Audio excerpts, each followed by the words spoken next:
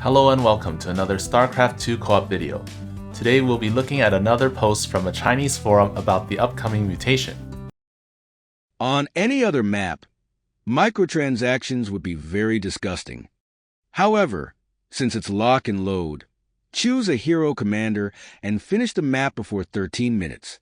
These include but aren't limited to Primal Contender, Best Buddy, Spin to Win, and Lone Wolf. For a Primal Contender, make a few extra Primal Wardens and have them stand up. The general rule for Missile Command: if you can repair, don't waste money defending. Nukes don't come until 15 minutes. If hero commanders play normally, they won't even see any nukes. The week after is Void Reanimators and Scorched Earth on minor evacuation. For this week, either speedrun it with hero commanders, or use units that require little micro such as Dhaka's creeper hosts or Stukov's bunkers. You must turn off autocast for creeper hosts, so you can manually target nukes. This mutation has missile command. I prefer leaving creeper hosts at home to defend against missiles, so they don't destroy my base. After all, if you clear quickly, you can destroy the whole map with just Dhaka and the 3 pack leaders. At this point in the game, you won't even have enough creeper hosts, not to mention that some of them have to stay behind to defend against missiles. As for Stukov P3 on LNL, I don't recommend it. The first reason is that P3 bunkers take a long time to mass up. The second is that most Stukov P3 players only use the Psi emitter to move units. If the attack wave and the lock you're capturing are in different directions, they'll just reposition the Psi emitter, causing the infested to move all the way over from one side to another, then having them move all the way back. And when they do, they won't do much and will just get carried by their ally. Those who know how to play don't need recommendations. Those who do will probably underperform with this commander.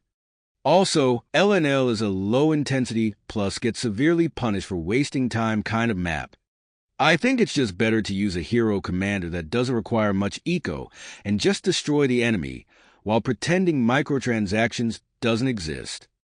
I didn't even mention Stukov P3. It's actually the opposite. It's Stukov P3. Since the troopers are sent out for free from bunkers, you still have to station some units to take out mineral shields and nukes. Of course, an easier method is to use Carracks and have your ally choose a Terran or Protoss commander. Use Orbital Strike or Solar Lance on the mineral shields. Then you won't have to care about your base. I forgot about that Stukov P3 joke. As for microtransactions and top bars, although it doesn't affect this week's mutation much, the wiki group tested this and found out that when microtransactions is active, Solar Lance and Artanis' Orbital Strike are calculated multiple times. When you enter the Spear of Adin UI and when you make a selection from there, you have to pay 10 minerals and 5 gas each time. When you select the endpoint, you pay 1 mineral. The total cost of a Solar Lance is 43 minerals 5 gas, and Artanis' Orbital Strike costs 60 minerals 25 gas. Artanis is pissed. Lone Wolf's clearing is considered one of the fastest among all the commanders. Under normal circumstances, when the Odin comes at 10 minutes, only the 11 o'clock base is left. And if your ally is somewhat competent, the 3 o'clock base should be half cleared. However, because all the mutators are econ mutators this week, you need to make a few extra auto turrets behind the mineral line as well as patrolling SCVs to deal with mineral shields. I usually put 2 auto turrets when it's just mineral shields, but for this mutation I would put 3 to 4 turrets and 4 patrolling SCVs to ensure that none of the turrets go down. So the total investment is about 150 times 8 plus 50 times 8 equals 1,600. If you leave an outlaw behind to solely deal with mineral shields, then the investment will be 1,000 minerals plus 200 gas. If it's Sam staying behind, you will probably need to pay 250 minerals to revive him after a while. This may not be as cost-effective as using auto turrets. Also, I recommend Nux as the third outlaw. He has AoE to deal with attack waves. Tychus and Sirius can focus on attacking the bases. If your ally is Carix, you only need 4 turrets, you don't need the patrolling SCVs. Sirius will become invincible.